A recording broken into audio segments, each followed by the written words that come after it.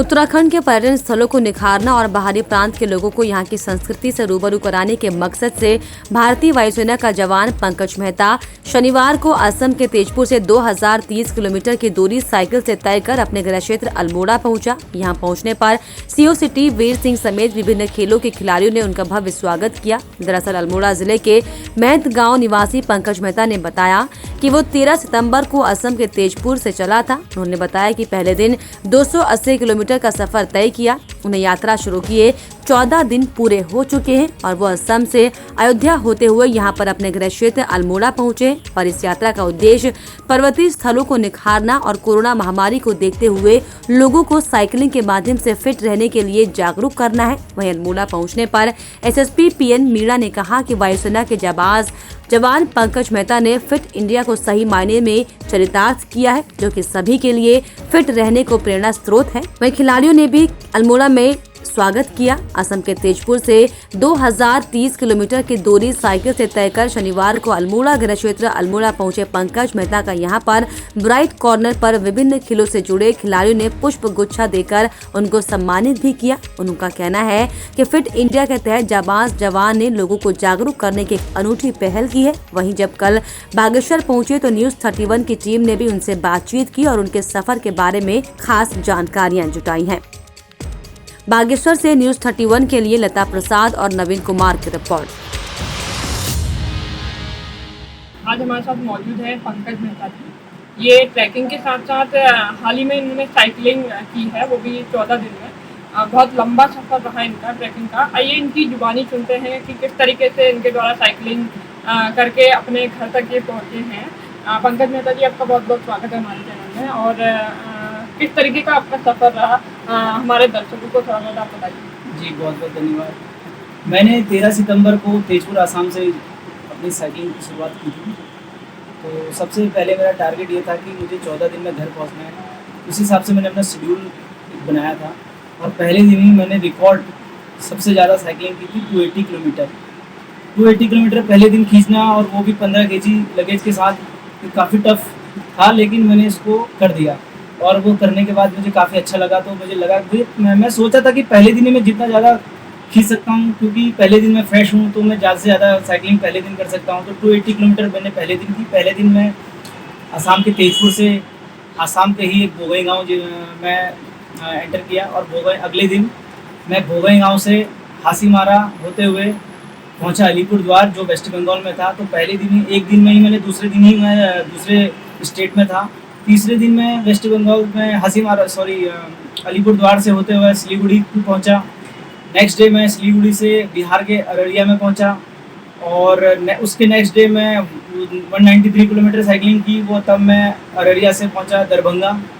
Next day Darbhanga से पहुंचा गोपालगंज, और उसके नेक्स्ट डे गोपालगंज से पहुंचा मैं गोरखपुर। नेक्स्ट डे गोरखपुर से पहुंचा मैं अयोध्या, और अयोध्या में मैं 2 दिन रुका। 2 दिन मेरा स्टे अयोध्या में रहा, जिसमें से एक दिन मैंने बिल्कुल भी साइकिलिंग नहीं की। और ये मैंने एक प्रण लिया था कि मैं श्री राम जन्मभूमि का जब शिलान्यास हुआ था, तब मैंने एक प्रण लिया था कि मैं साइकिलिंग करते करते आसाम से जाऊंगा श्री राम जन्मभूमि और वहाँ माथा टेकूँगा। तो एक दिन मैं पूरा वहाँ पे घूमा, श्री राम जन्मभूमि में मैंने दर्शन किए और पूरा अयोध्या घूमा। उसके नेक्स्ट डे में 11वें दिन मैं अयोध्या से निकला और मैं पहुंचा लखनऊ। लखनऊ में थोड़ा बहुत साइकिल का मैंने अपना सर्विसिंग कराई, और शाम को फिर मैं पहुंच गया इटौजा। नेक्स्ट डे मैं इटौजा से निकल के पहुंचा पूरनपुर, गोला गोकर्णा होते हुए पूरनपुर पहुंचा। और पूरनपुर के नेक्स्ट डे मैं पूरनपुर से निकला मॉर्निंग में, और मैं फिर रुद्रपुर पहुंचा। उसके नेक्स्ट डे मैं रुद्रपुर से, जो 13वां दिन था, रुद्रपुर से मैं करीब अल्मोड़ा पहुँच ही गया था। और मैं क्वारप के पास में एक home stay, Siddheshwari home stay, वो मेरी पहचान का बंदा है, तो उसके वहाँ रुका था। और 14वां दिन 26 सितंबर को मैं पहुँच गया था अल्मोड़ा। मैं महत गाँव हलबाग ब्लॉक है अल्मोड़ा में, महत गाँव में रहता हूँ। अच्छा, आपने ये साइकिलिंग वगैरह का और ट्रैकिंग का काम कब से स्टार्ट किया? जी, मेरा काम नहीं है भी, मैं शौक रखता हूँ ट्रैकिंग का, और साइकिलिंग का तो शौक मुझे हाल फिलहाल ही चढ़ा है। ट्रैकिंग का शौक मुझे 2013 में जब केदारनाथ आपदा आई थी, तो उसके बाद से चालू हुआ। तो उसके बाद से मैं बहुत सारे ट्रैक कर चुका हूँ, इंडिया में बहुत सारे ट्रैक कर चुका हूँ। अभी मुझे नेपाल जाना था, नेपाल में Annapurna circuit track, Annapurna base camp track, और एवरेस्ट बेस कैंप ट्रैक ये करने थे, लेकिन कोविड की वजह से ये सब अभी नेपाल क्लोज है तो अभी जा नहीं पाया। तो मैंने सोचा कि इस साल कुछ ना कुछ तो करना है, अगर मैं नेपाल नहीं जा पा रहा हूँ तो कुछ और करूँगा। तो फिर मुझे साइकिलिंग का शौक चढ़ा और पूरे कोरोना काल में मैंने बहुत साइकिलिंग की। हर सैटरडे को मैं निकल जाता था मॉर्निंग में 3 o'clock और रात को 11 साढ़े 11 बजे तक घर आता था। और एक दिन में 253 किलोमीटर तक साइकिलिंग की। भूटान बॉर्डर गया, 4-5 नदियाँ क्रॉस की, साइकिल को कंधे में रख के 4-5 नदियाँ क्रॉस की। और मतलब काफ़ी मैंने तैयारी कर ली थी। तब मुझे लगा कि मैं अब एक लंबी यात्रा के लिए बिल्कुल प्रिपेयर हो चुका हूँ। तो फिर मैंने डिसाइड किया कि मैं तेजपुर आसाम से, जहाँ मैं जॉब करता हूँ, मैं एयरफोर्स में हूँ, एक सार्जेंट टेक्नीशियन।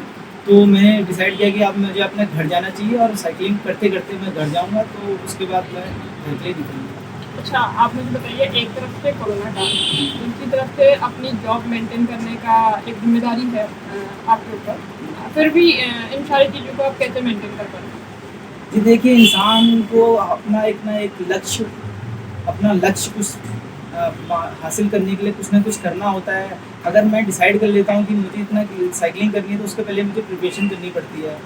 तो इंसान ऐसे कुछ नहीं कर सकता, उसको हर चीज़ के लिए तैयारी की बहुत ज़रूरत होती है।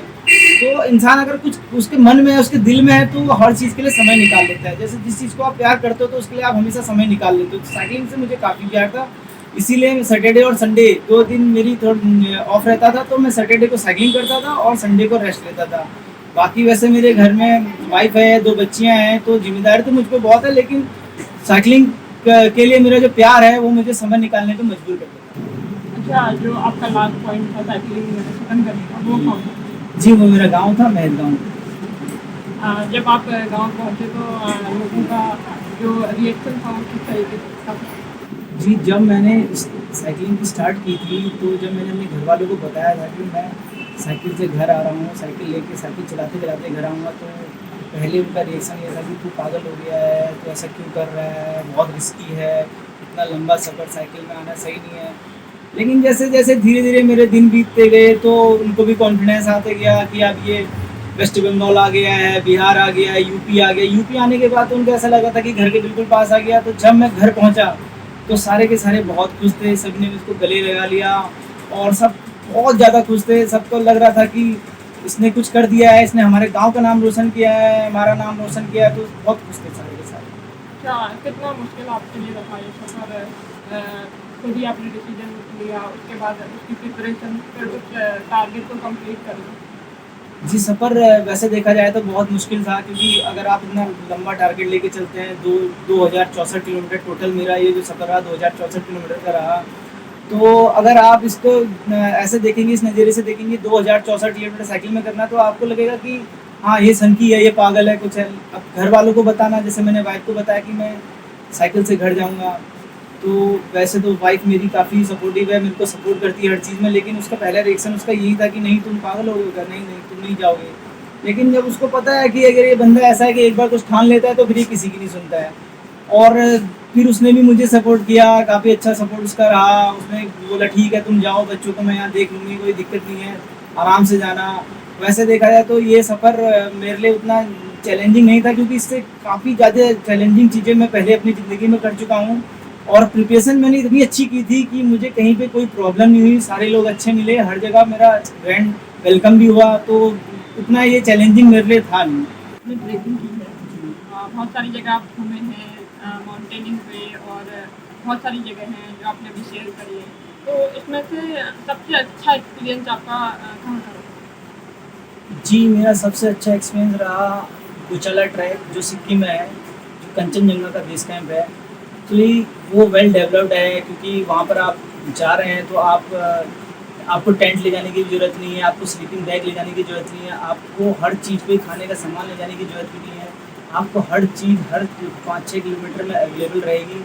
वही चीज़ उत्तराखंड में नहीं है। अब उत्तराखंड में गढ़वाल साइड तो है, लेकिन हमारे कुमाऊँ साइड में ये सब चीज़ें हैं नहीं। अगर आप देखेंगे तो हमारा कुमाऊँ जो है वो भी बहुत सुंदर है, बहुत अच्छा है, और ट्रैक्स भी हमारे पास बहुत सारे हैं। अगर आप मुंसारी साइड पे जाते हैं तो मुंसारी साइड आपको सुंदरडुंगा, नीलम ग्लेशियर, मिलाम ग्लेशियर और भी बहुत सारे ट्रैक्स मिलेंगे। पिंडारी ग्लेशियर का ट्रैक आप कर सकते हैं, नंदा देवी बेस कैंप का ट्रैक कर सकते हैं, पंचाचूली बेस कैंप का ट्रैक कर सकते हैं, आधी कैलाश का ट्रैक कर सकते हैं। आधी कैलाश में तो फिर भी बहुत सारी सुविधाएं हैं, क्योंकि वो मानसरोवर को जाता है रास्ता।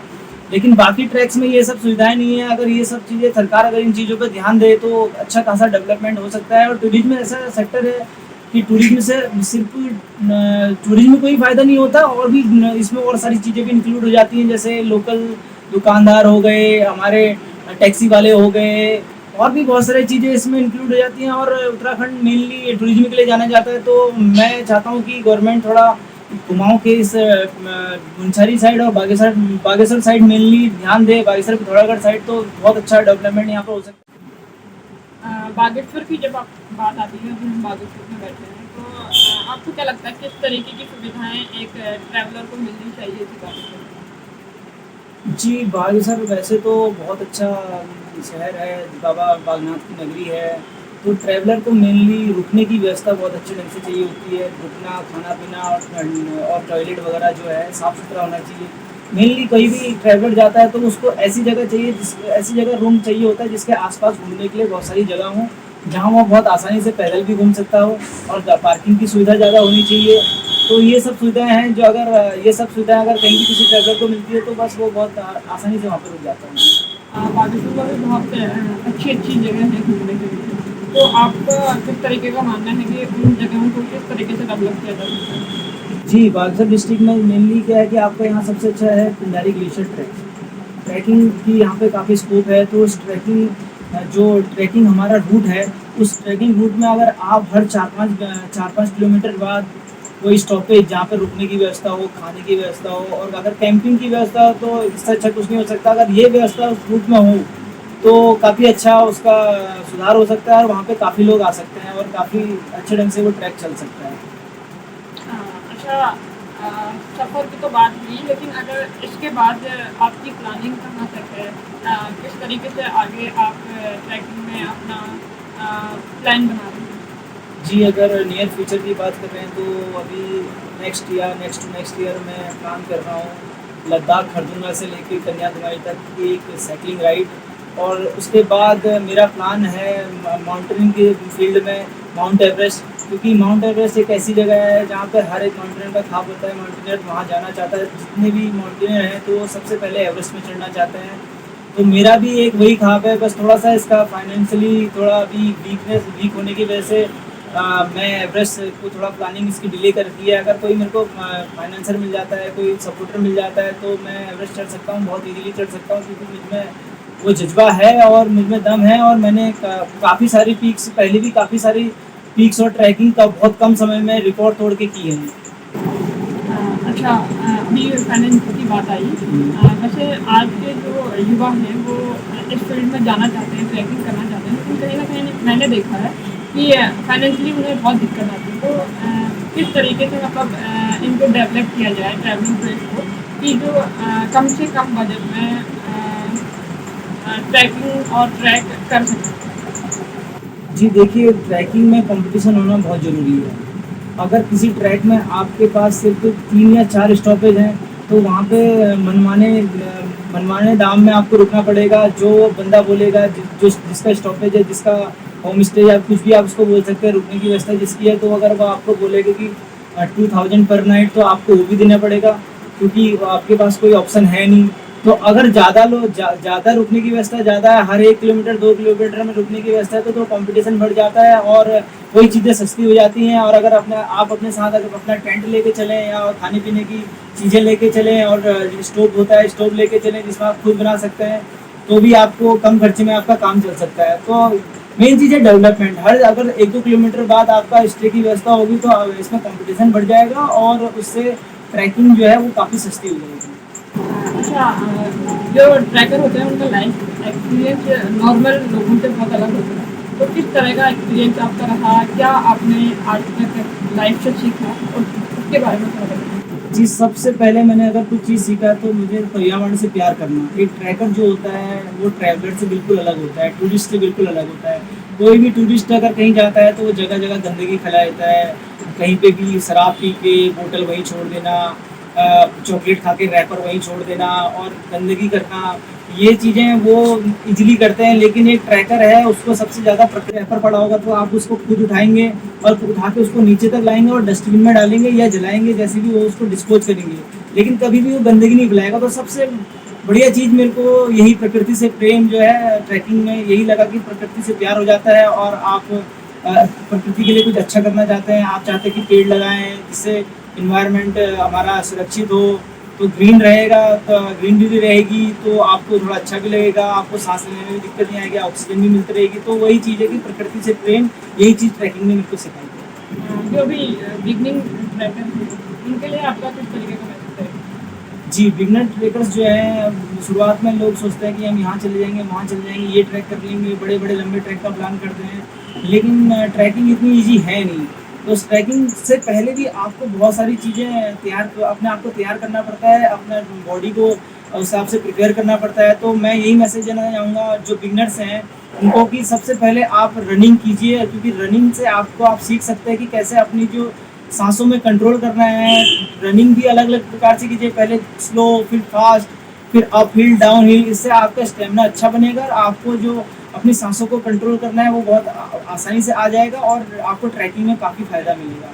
और छोटी छोटी ट्रैक से स्टार्ट कीजिए, जैसे आप तुंगनाथ जा सकते हैं, चंद्रशिला जा सकते हैं, देवरिया ताल जा सकते हैं, या पिनार ट्रैक है इधर पे कौसानी के पास में, एक बहुत अच्छा ट्रैक है, वहाँ जा सकते हैं, या पांडुखोली ट्रैक है, अभी कल ही मैं पांडुखोली करके आया हूँ तो आप वहाँ भी जा सकते हैं। तो छोटी छोटी ट्रैक से स्टार्ट कीजिए, खलिया टॉप से भी जा सकते हैं, फिर धीरे धीरे अपने जो एल्टीट्यूड उसको बढ़ाते रहिए, 3000 मीटर से फिर 3500 मीटर, 4000, फिर 4500। डायरेक्ट कोशिश मत कीजिए कि आप सीधे 5000 मीटर में चले जाएंगे, क्योंकि एमएस की आपको प्रॉब्लम हो सकती है, बहुत सारी तकलीफ आपको आ सकती है और आपका बॉडी जो एक्लिमेटाइज करना बहुत ज़्यादा जरूरी है ट्रैकिंग के लिए।